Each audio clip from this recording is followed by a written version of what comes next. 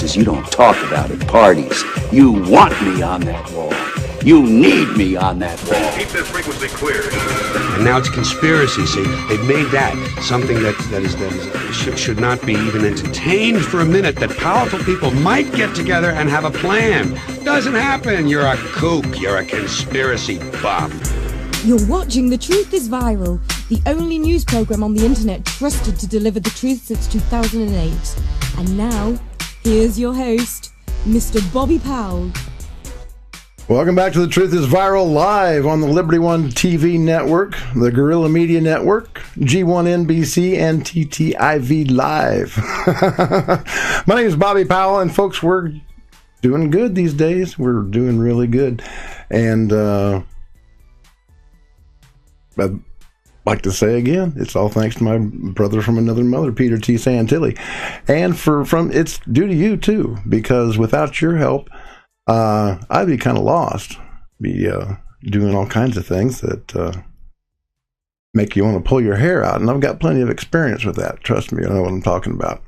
Okay, so let me turn up my headphones here just a little bit. Yeah, that sounds better. Okay, I want to talk to you tonight about my main focus is the Philadelphia Eagles and their canceled trip to the White House. And these guys just don't know what they're doing. Okay, this is the problem when you have celebrities and athletes giving opinions on politics. They don't know what they're talking about.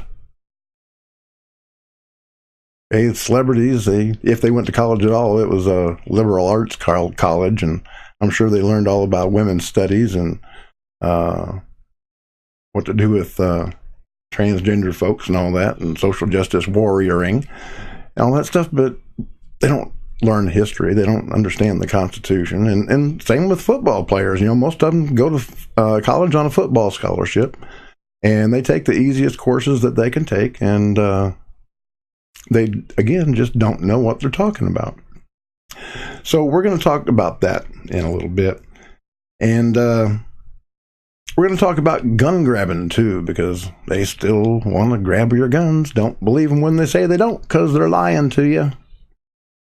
Blogger on the New York Times, Jennifer Rubin, said that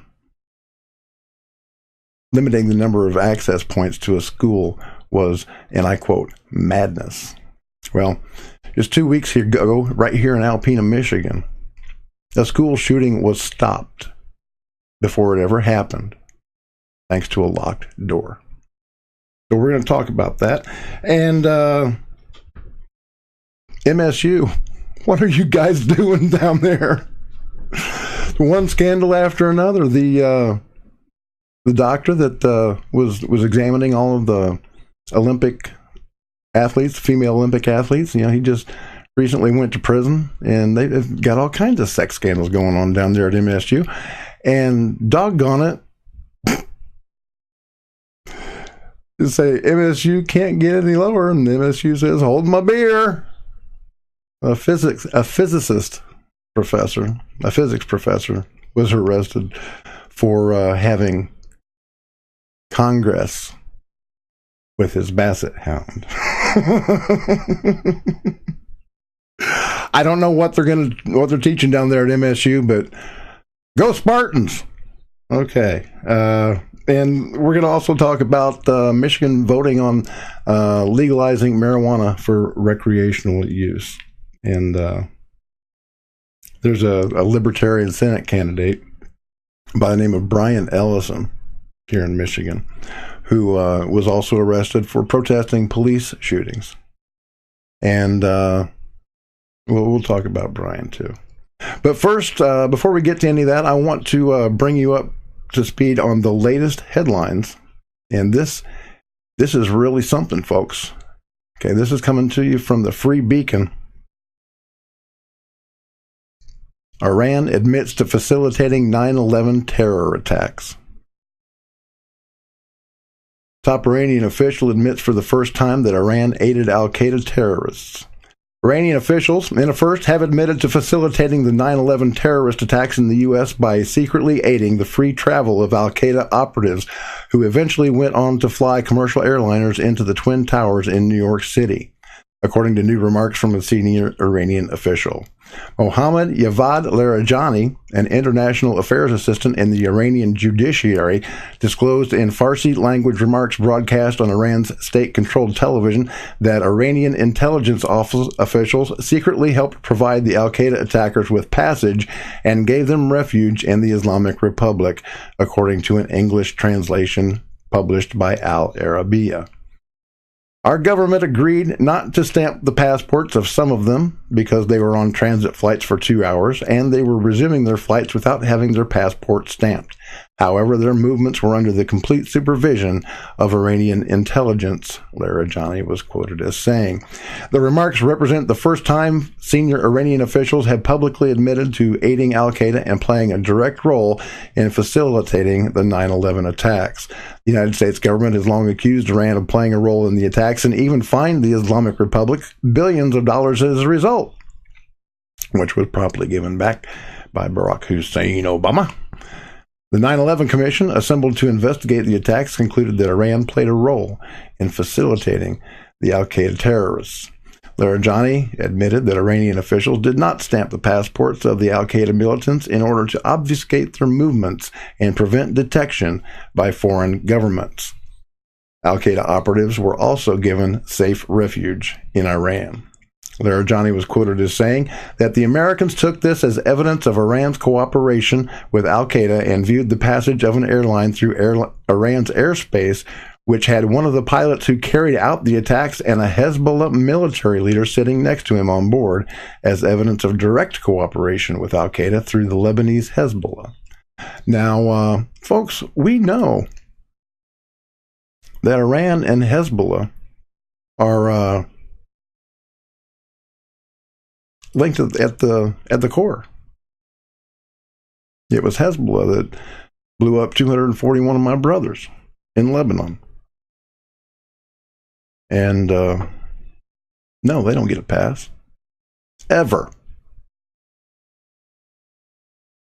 But seems Barack Obama liked to give him a pass all the time. Not only did he give the Iranian regime billions of dollars just before he left office in exchange for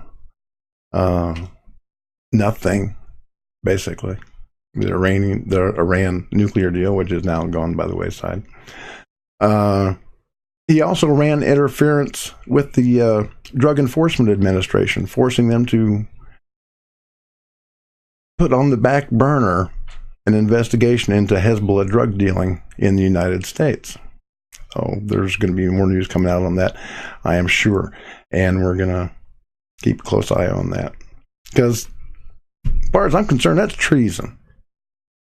You let Hezbollah drug dealers, terrorist drug dealers, into the United States with the purpose of making money that they're going to use to buy weapons and explosives to kill innocent people.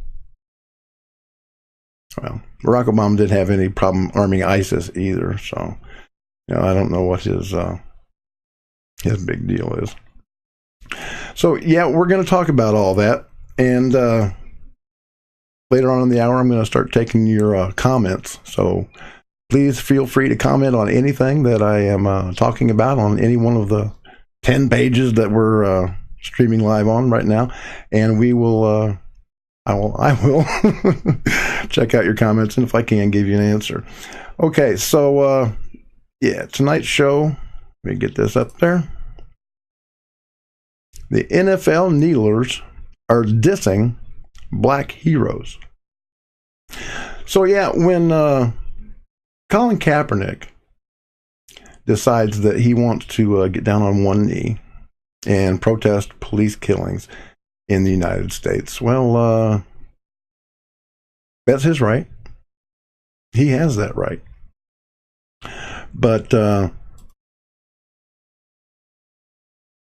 he's really spitting in the face of not only every American, but African Americans who fought and died for that flag. Why do these people not seem to get it? The American flag is one thing that should be uniting us all, no matter what your religion, no matter what color you are. The American flag stands for something. A nation where all men and women are created equally and treated equally under the law. I grant you, okay, the United States has a poor record in living up to that ideal. But that doesn't make what the founders said in the Declaration of Independence any less valid.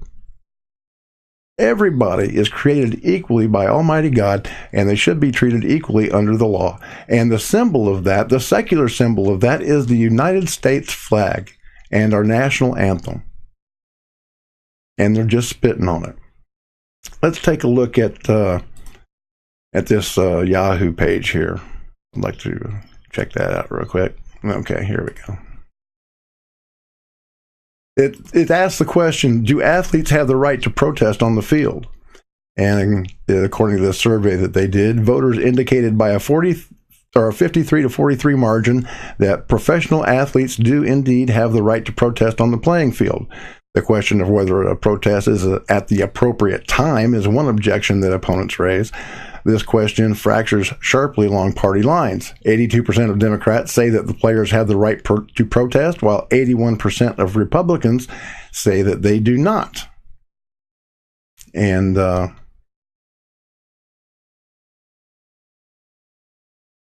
they absolutely do. I'm going to side with the Democrats on this one, because they do have the right to protest.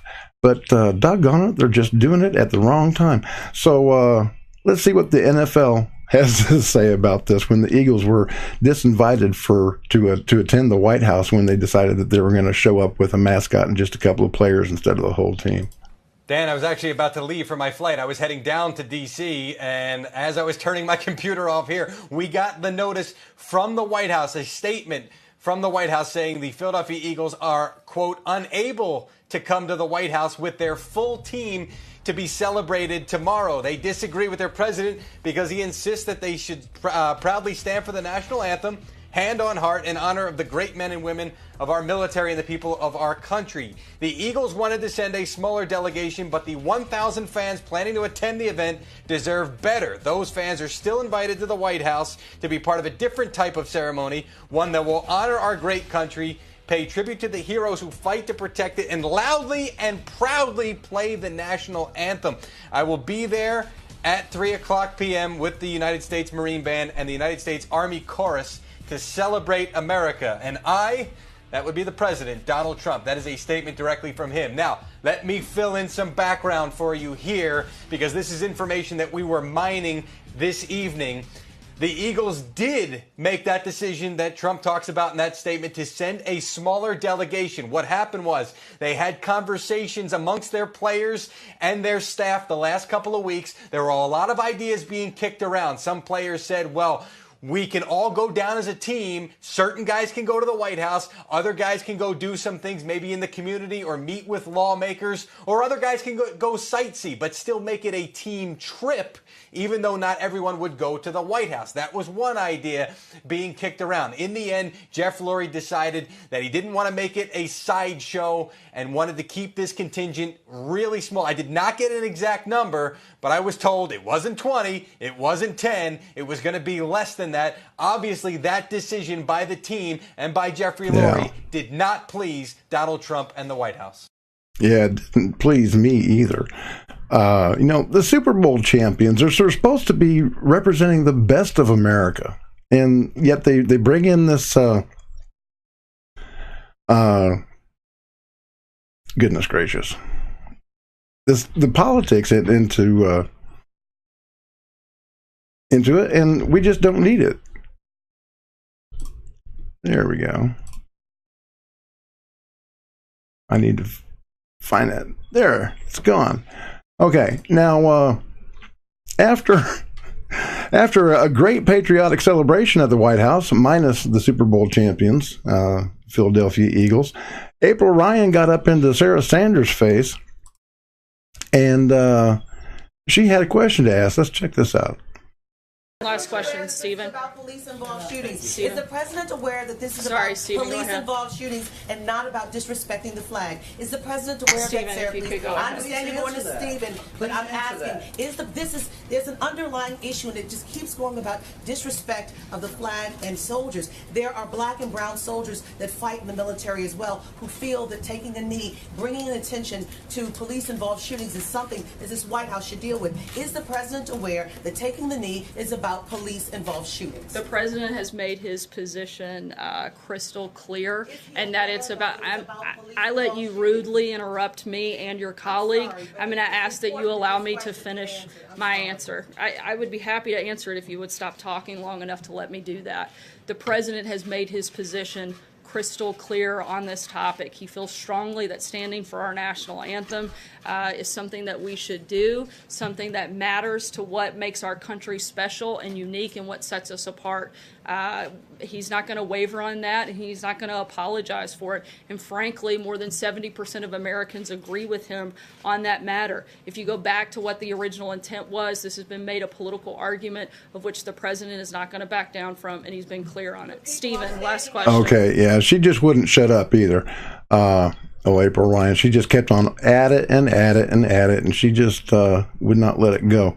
So I would like to introduce Miss Ryan and the NFL and these black players and that want to sit down and take a knee during the national anthem to some true American heroes, black Americans that were awarded the Medal of Honor for heroism on the battlefield. And they're just spitting on these folks, and it's wrong. And something needs to be done about it. So let me pull this up right here. Okay, and I'll show you a few of these fine gentlemen. Okay, first of all, we've got from the Battle of Chaffin's Farm in Virginia, First Sergeant Alexander Kelly, who gallantly seized the colors which had fallen near the enemy's line of battle, raised them and rallied the men at a time of confusion and in a place of the greatest danger.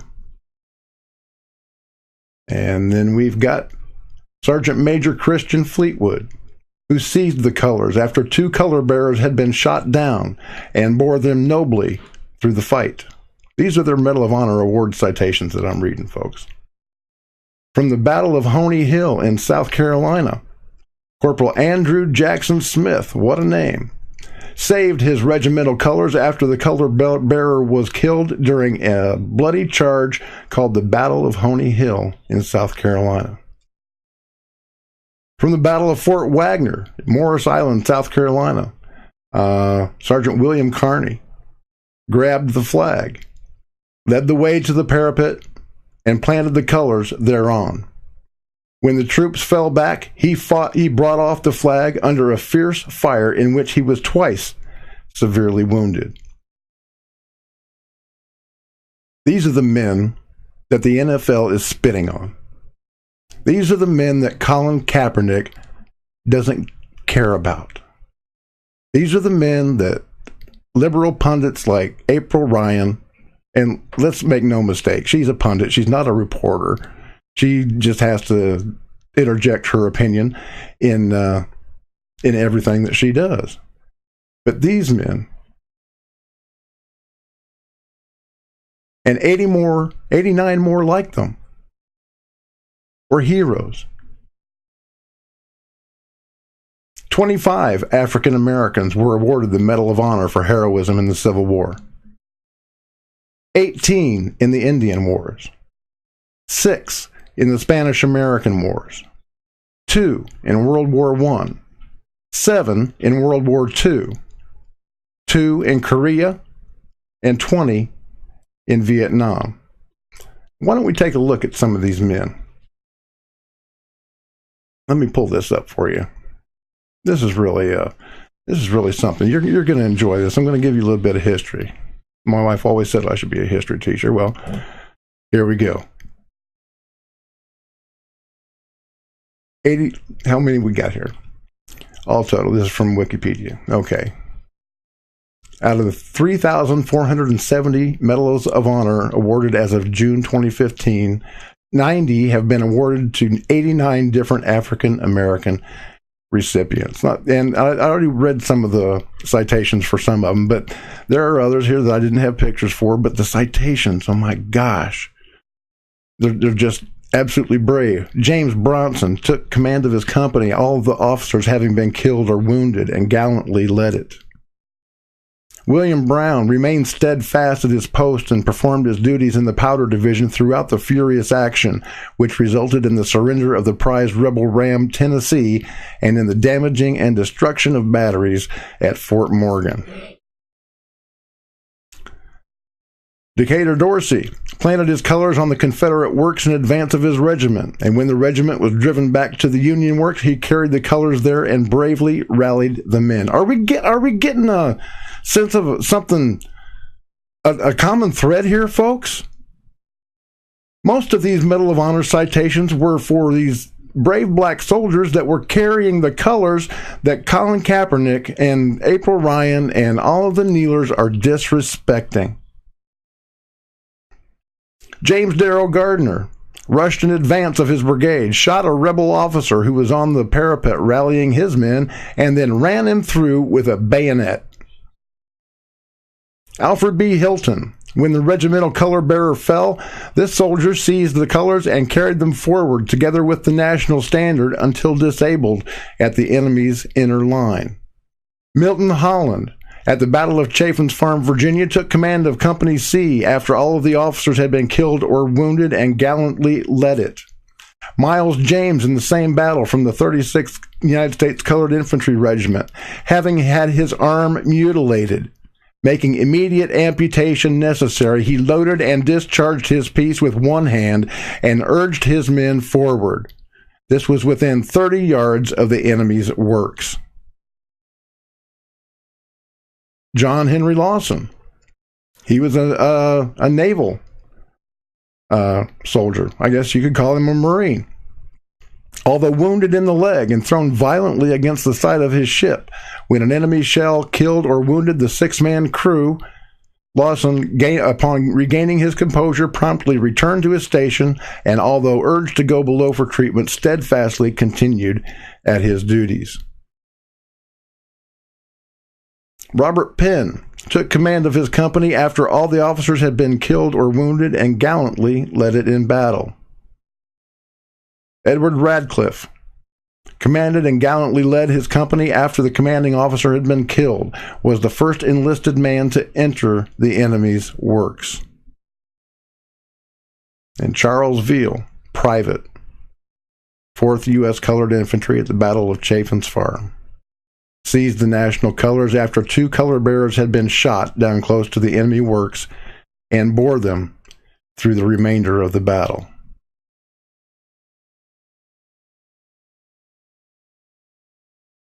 This is what these men did. And my gosh, it was nothing short of true heroism.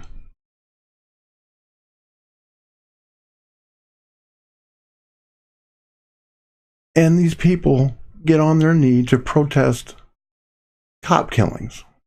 Okay, I understand that there's a problem here. And yes, you have the right to do it. But we also have the right not to watch. That's why the NFL's season tickets prices are down. And why this last Super Bowl viewership was down 20%. We don't want to see that garbage.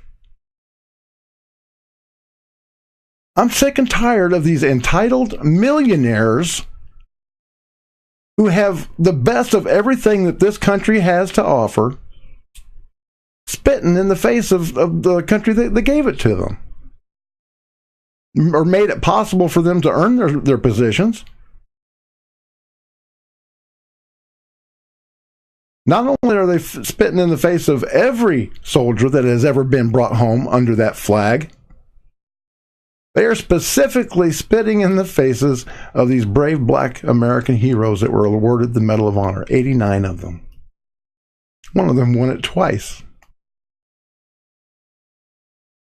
And doggone it, it's just something that we really have to impress on them, impress on the NFL. We don't want to hear it. Okay, these guys have platforms that they could go anywhere they wanted to. They could go down to the streets of Chicago and announce that they're doing something against gun violence or doing something to reform the police department. But will they go? No. The left avoids the mention of Chicago every chance that they get because more people, and almost all of them were black, okay? More people have been shot in Chicago than have died in Afghanistan and Iraq combined since 2001. But they don't care. Black lives don't matter to these people. They really don't. They've got a political agenda that they want to put forward, and they're not gonna let anything stand in their way. Certainly not facts or history. So, yeah, next time you talk to or get on social media and get into a debate on somebody or with somebody about kneeling for the flag, I'd like you to bring up this subject because that'll shut them up real quick. Tell whoever you're debating that 89 African Americans were awarded the Congressional Medal of Honor for gallantry in battle, and most of them won it for bearing the colors that Kaepernick is wiping his butt with. So that'll shut them down real quick, and make sure you send a note to the NFL too, and let them know, these guys can go out and call a press conference and they can talk about whatever they want to, but we don't want to see them do it on the field. Do they have the right to do it? Absolutely. Should they do it? Absolutely not. So that's where I stand on that. So as long as we're on the subject of gun grabbers, here's a real sweetheart. This is Jennifer Rubin, and last week she says, "Limit the number of doors. Why not just do away with schools? Schools kill people, not guns. This is madness." For some kind of a writer from the New York Times, she sure doesn't know how to spell madnesses. So I told her, yeah, I'm calling banks on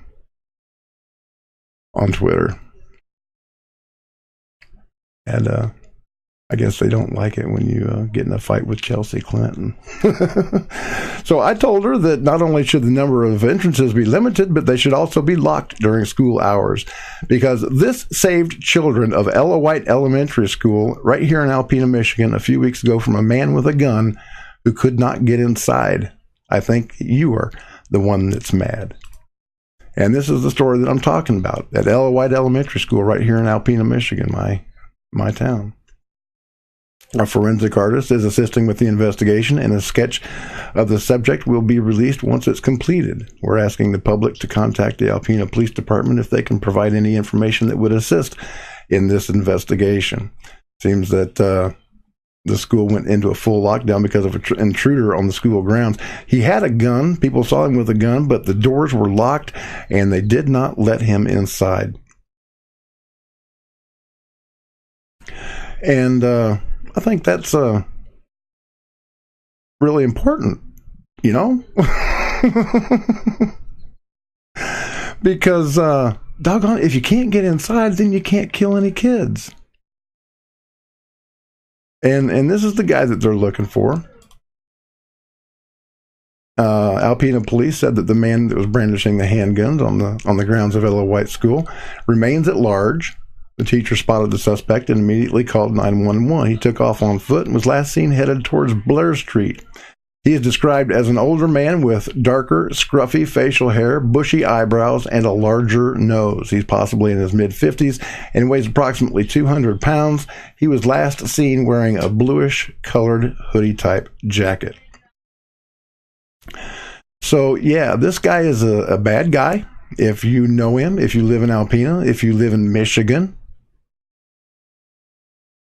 take that photo from True North Radio Network. You can just Google it and spread it around. We need to know who this guy is because he's a bad dude. We do not want him anywhere near our children. But those children were saved because of a locked door. And they don't care, folks, about real common sense gun legislation or school safety, for that matter. They just want your guns. They really, truly do. And I got news for them. You can't have them. I'll present a thesis that I've been working on for a while in the next couple of weeks. But even if there were a second Civil War, I really do think that it's laughable at this point. I don't think it's going to happen. But even if there were, the left would be in such disarray, they wouldn't know what to do. What are they going to fight with? Dildos and bongs? I mean, come on, give me a break. While they're sending their kids to school to learn about diversity training, well, our kids are training, real training, with guns. Learn how to use them, learn how to care for them, learning how to be respectful of and what's the word I'm looking for? Oh, yeah, responsible with. Because, you know, everybody's got a right to own a gun. Just like the First Amendment, you've got a right to run your mouth, but you can cause a lot of trouble if you say the wrong thing. But the Second Amendment is that and even more, because if you exercise your right to carry a weapon and you don't do it responsibly, well, you're asking for trouble. And I don't want you to get in trouble. I don't want you to go to jail. And I don't want anybody to get hurt. So my advice as a Second Amendment proponent is, if you want to carry a gun, it's your absolute right. You can and should do it. But when you buy it, you should also put some money aside to be trained. And if you're in Michigan, by the way, one great place to get trained is at my friend Rick Ector's Rick's Firearm Academy in Detroit. 2 weeks ago, after our March for Our Rights in Lansing, the next day Rick trained 700 women, gave them free training on safety and how to handle a gun, and I thought that was really admirable. And I would appreciate it if, I'm sure Rick would appreciate it if you live in Michigan, to get trained at Rick's Firearm Academy, and he will help you out. Okay, now this next one. MSU, what are we going to do with you? MSU health physicist charged with 2 counts of bestiality. Let's listen to this.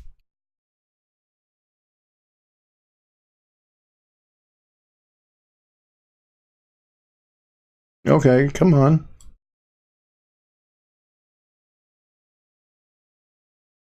Let's reload that page, see what happens. Surely we can get that working.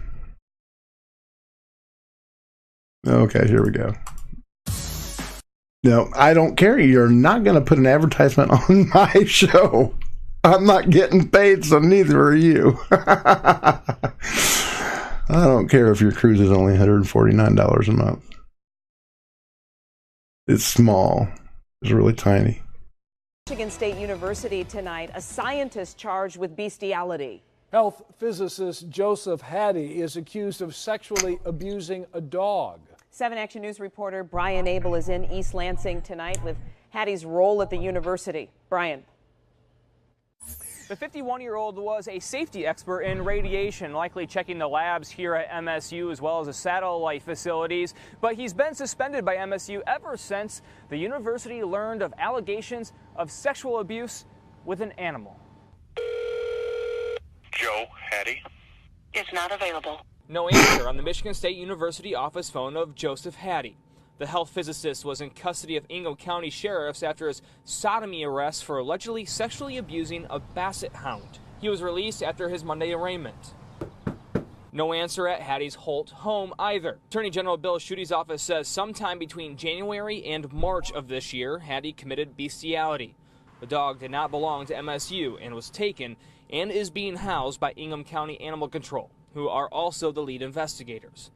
MSU says it suspended Hattie after learning of the criminal investigation on April 17th, and in a statement says in part that Hattie's position does not work with students, patients, or animals, and the university police are providing digital forensic support in the investigation. There's also an intense fear of rejection. Psychiatrist Gerald Shiner says the motivation could be simple. They're not going to be turned down. They're not going to have their feelings hurt.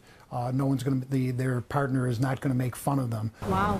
Hattie's neighbors shocked at the allegations. I've never been around animals in India, and after we adopted this kid, oh my gosh, I cannot imagine. Hattie has 2 prior court cases on his record. One, 2005, involving indecent or obscene incident. The other one, a judgment in favor of a vet in Jackson. Now, there's still many questions left unanswered, such as how police got on Hattie's trail. We may learn some of those answers at his next court appearance later this month.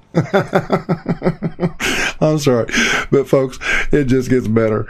You got to check this out. Watch this.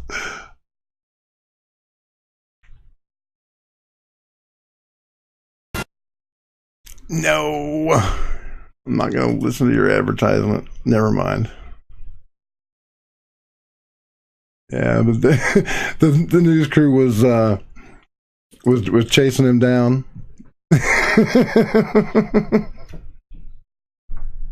This poor dog. I was looking for a sound effect on YouTube of basset hound yowling. Poor guy, poor little doggy. I mean, who in the world? What kind of a sick mother can you have to be to have sex with a dog? Let's look at this. This is funny. Just a couple questions. No, you want to say anything? Please. I don't want to be on camera. I don't want to be on camera. Please, no comment. It's video you'll only see. Yeah, I'll bet you don't have any comment and don't want to be on camera. 2 counts of bestiality for allegedly having sex with a basset hound named Flash. 50-year-old Joseph Poor Flash walked out of the Ingham County Jail. Is this your dog? He entered a plea of not guilty and was allowed to go home on a personal reconnaissance bond. Hattie's neighbors say they did remember him having a basset hound as a pet. A basset hound, the alleged victim here, is now in the care of animal control. This is where it really started. Poor guy. Oh, poor dog. I mean, goodness gracious, what are we going to do with these folks down at MSU? They're really having a problem with their sexuality down there. I mean, this is what happens when you load these gender studies and other ridiculous programs like this, diversity studies, and don't teach anybody common sense or morals. I haven't heard of anything like this coming out of Michigan State yet. But doggone it, the liberal ideals, folks, I'm telling you, they're just from the devil. They really are. I mean, it sounds nice. Communism sounds nice in theory. Okay, everybody gets according to their need and gives according to their ability. Well, it doesn't work that way because you've always got a tyrant that's got to run things his way, and he'll kill people in order to make it happen. So yeah, a lot of things sound great in theory, but not so much in practice. And next story. Michigan's going to vote on the legalization of marijuana.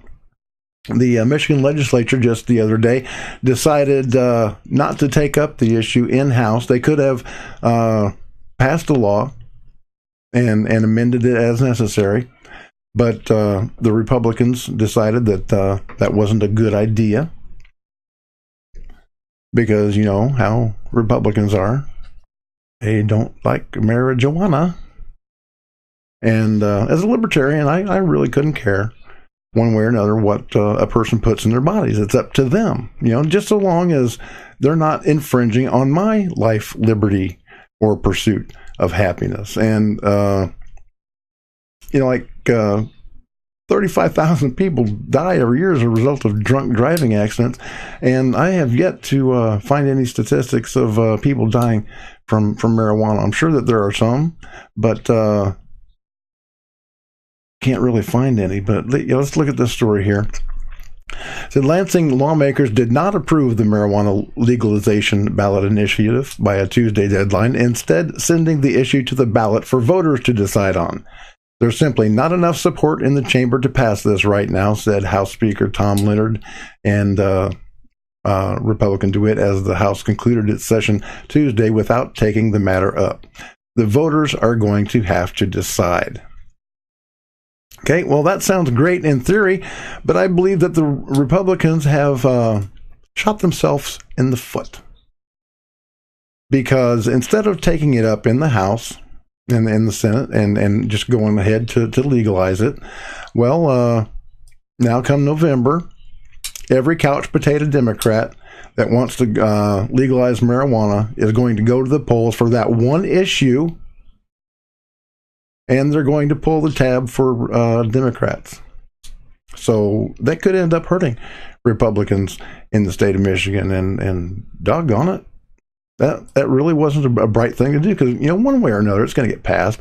President Trump said as he was heading off to the G Summit that he was going to leave the decision to legalize marijuana up to the states, and that he was looking into repealing or going along with congressmen that want to repeal the federal prohibition of it. And so it's going to happen, and the Republicans in Michigan just missed that, or maybe Trump just said it too late. But it's going to happen, whether you like it or not, and it should happen. You know, just like with you know, I'm a big gun guy, so I very rarely talk about pot, but you know, just like with alcohol, the two things don't mix. Okay, don't get drunk and play around with your guns. Somebody's likely to get killed. Also, don't get high and play around with guns, because somebody's likely to get killed. If you're going to carry a gun, you need to be sober and responsible about it. And if you're going to party, stay at home, where you're not endangering others or yourself. It's that simple. That's the libertarian point of view on the legalization of marijuana. Use it if you want to. Tax it, for crying out loud. Put a hurting on the drug cartels. Use some of that money for schools and roads. And God knows here in Michigan, we need roads.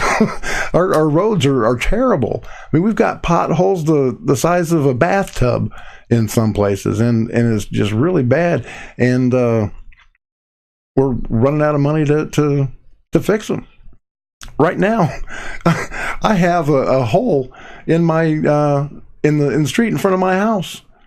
The water department came by to fix a broken water main that had caused the street to cave in, and that was in February, and there's still a hole out there. They haven't fixed anything. All they did was tear up my yard. So yeah, we could use some money for roads and for schools, where the money, I would hope, would be used for drug education, because just because a thing is legal to use, it doesn't mean that you should. Like I said, I'm going to leave that up to the individual person as to whether they do or do not want to use marijuana. But you know, it's something that the state shouldn't have any part in. You know, all of our founders, well, a few of them anyway, were pot farmers. And the Bible itself says that we should use every seed-bearing fruit, and marijuana is a seed-bearing fruit. But you know, and it's good for cancer patients too. I know this firsthand. When my wife had cancer, we got her medical marijuana license. And I was hoping that it would cure her. A lot of people told me that it would, but it didn't. But I am fairly sure that it made her last days more tolerable. So, yeah, go ahead and legalize it. It's not going to kill anybody. Not nearly as many people as alcohol does, or big pharmaceuticals. I don't understand that. They give medications to mentally ill people that are suffering from depression, and if you read the side effects, one of the major side effects of a lot of the SSRIs is increased acts of violence. It just doesn't make any sense to me. So, yeah, just go ahead and legalize it. Use it responsibly, but don't use it where other people could get hurt. So now we're going to go to our last official story here, and this is about a friend that I've got a friend in here somewhere. We'll bring him on next week. His name's Nicholas Sonberg. He's the Michigan's best bearded lawyer. You got to fear the beard when it comes to Nicholas Sonberg, and we're going to have him on next week to talk about this fella. His name is Brian Ellison. He is the Libertarian candidate for Senate in the state of Michigan, and he was arrested for protesting police violence during the Royal Oak Police Charity event. And let's see what they've got to say about this. With the police. That's the name of the event, and for officers, it's a fun way to connect with the community. Royal Oak Police say 700 people were in attendance, adults, kids, which means there were a lot of people watching when that arrest went down. While spectators cheered on runners towards the finish line, one voice stood out from the rest. Please stop approaching me, I'm unarmed. That's Brian Ellison, son of State Representative Jim Ellison and a candidate for U.S. Senator himself. He walked out onto the 5K race course without a race registration with a GoPro, a bullhorn, and a message. This was a police charity event, and we thought this was a perfect event to address the police violence in the city of Royal Oak. Ellison says he just wanted to raise awareness about the recent fatal police shootings in Royal Oak. Get your hands off me!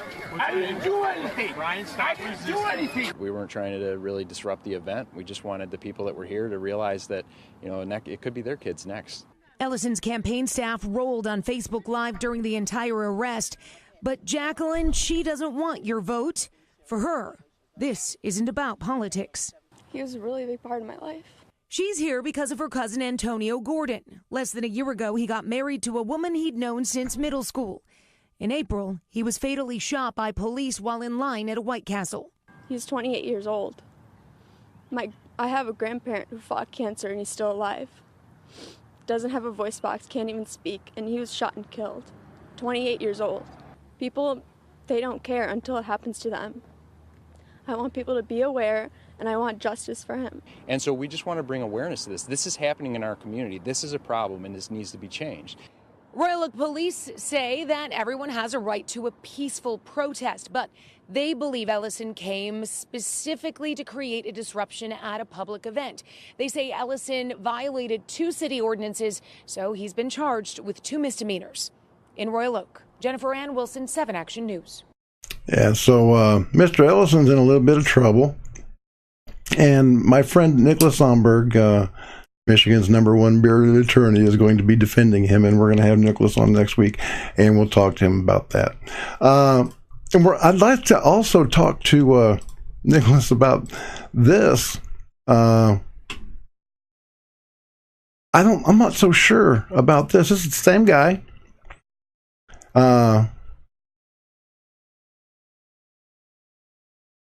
Brian Ellison, and he's like I said, he's running in the Michigan U.S. Senate race. He's hoping to raise at least $10,000 to provide shotguns and firearms training for homeless people in the Metro Detroit area.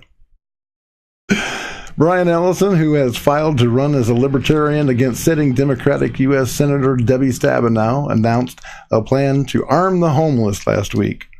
The project, if funded, would provide shotguns to members of the homeless community who qualify for gun ownership and provide them with training at a gun range. Okay. Well, folks, I'm all for everybody being able to exercise their Second Amendment rights. I think everybody's got a right to have a gun, even the homeless. However, we've got a problem here. Remember I said, if you're going to exercise your Second Amendment rights, you've got to do it responsibly. How are you going to secure your weapon when you're living in a box? Where are you going to keep your ammo? When you step off underneath the overpass to take a dump, what are you going to do? You're going to carry all that stuff with you to make sure it's not stolen and used in a crime? Come on. I mean, I'm a libertarian. He says he's a libertarian. I'm not a stupid libertarian, but he doesn't seem too bright. I would suggest if he wants to raise money for the homeless, he get in touch with my friend David P.D. Zacher down in Flint. David runs a homeless ministry, and they call him Pastor Dave. And he is out there walking the walk every single day, folks. And he's feeding the homeless. He takes them food all the time. He gives them clothes when they're cold, and some fellowship, and that's what they need. When you're homeless, that's what you need. You need to be lifted up. You don't need a gun. That's the last thing you need when you're homeless. I mean, especially, a great deal of the homeless are mentally ill. Not a good idea to be giving them guns. So, not a good idea at all. So, folks, my personal preference for senator to replace Debbie Stabenow is John James. John James was a Cobra helicopter pilot during the Gulf War, and he's running for state senate or for U.S. Senate in Michigan, and I think that he would be a really fine addition to our political class. And that's what we got about that. Now, I'm going to go here and in the last few minutes, I'm going to take a couple of questions and see what folks have got to say. Dun, dun, dun, dun, dun. Dun, dun, dun, dun, dun. See, folks, I need another computer. I need a couple of computers, actually. I'm running everything on one computer, and that's stretching it to the limits. So if you have the ability, please go to bobpowell.blogspot.com and hit that PayPal button. It takes a lot of money to buy equipment and memory storage and cameras and just subscriptions to news blogs and other things that I've just got to have. And there we go. Stanley Holmes. Love you, Stanley. So if you have the ability to do that, help us out in our mission to save lives and win souls for Jesus Christ in these very last days by going to bobpowell.blogspot.com and hitting that PayPal button.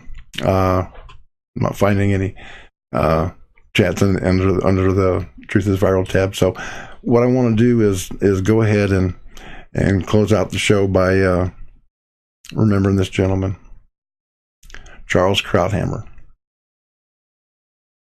Charles Krauthammer announced today that he has only a couple of weeks left to live. He's battling cancer. And, of course, my heart goes out to him and to his family.